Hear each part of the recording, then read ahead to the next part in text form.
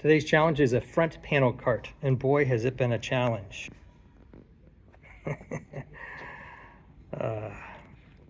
Originally this cart had these maybe 5-inch, and the inner part here is just plastic, so it broke. It wasn't able to carry the load of about 600 pounds. So we replaced these wheels to this 8-inch wheel. These are the same wheels we're using on the Abyss. The only problem is I had to re-drill the pattern here, and I was constrained to this structural piece in order to tie in. And it almost makes it, except for it's bumping up against this. But I got a solution.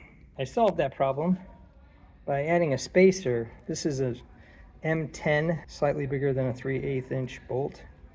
And I took a 1/2 inch nut and a 3/8 inch lock washer, and I put it in here as a spacer and then tied it all back down. And look at this magic clearance. So now all I have to do is, got these two wheels done, and this panel cart is good to go, probably for another 7 or 8 seasons. Thumbs up and comments always appreciated. Thanks for watching. If you're interested in all sorts of projects on things I never thought I would have to do in my life, making and breaking things, designs of all kinds, I even do costumes, props, and projects. And this is a prop holder.